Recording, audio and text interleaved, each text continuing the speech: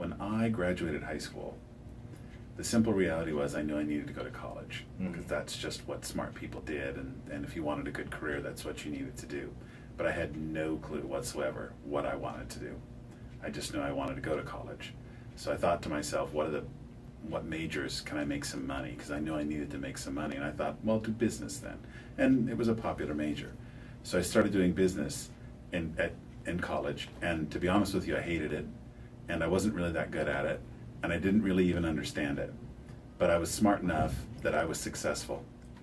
And my senior year, I started interviewing for jobs, because that's what you do your senior year when you're almost done with school. You need to start interviewing for jobs. And I discovered that as much as I didn't care for business, I absolutely didn't want to do those jobs in business. So then I had to step back and ask myself, oh my goodness, what are my alternatives? And of course the answer was more school. Well, what more school? And I talked to people that knew me, and they said, you're pretty smart and you're pretty good talking to people and thinking on your feet. Why don't you go to law school? So then I went out to law school, and I discovered that law school and MBA, the law schools are 3-year programs and MBAs are 2-year programs. At KU they are. But you could put them together and do them in 4 years. And so I said, fine, might as well. And it was during law school that I kind of fell in love with not only law, but business, the business side of law. So then I graduated from law school and MBA after 4 years and wound up doing business and estate planning law. I went back to Southwest Kansas to practice law, a little town called Cimarron. And I got to do a lot of business planning, estate planning, working with farmers. It was all pretty cool. Problem was, the industry kind of dried up. So it was funny because I met my wife in Garden City, but then her family had moved to Dodge City, which is not that far away, and my family had moved to Salina. And so when we graduated and we said, family's really important to us, where are we going? Well, we decided we would try closer to her parents. I said, great.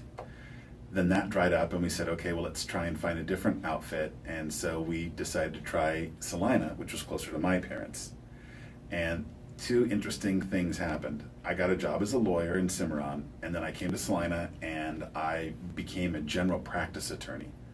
So I did divorces, I did bankruptcies, I defended rapists, I did everything. And while that was good, because it gives me lots of stories to share when I teach the law, I knew quite quickly I did not want to do that long term. So after about a year of doing that in Salina, I went to my father, who was the head fundraiser at Kansas Wesleyan, and said, Dad, I'd really like to work with you.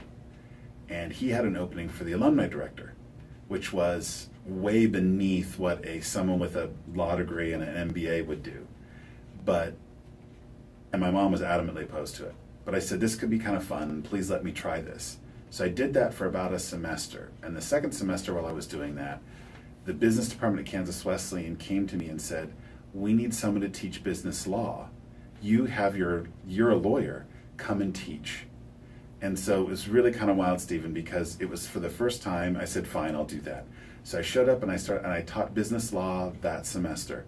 And it was very much like there's a scene in the Bible where John the Baptist is baptizing Jesus, and he puts Jesus' head under the water.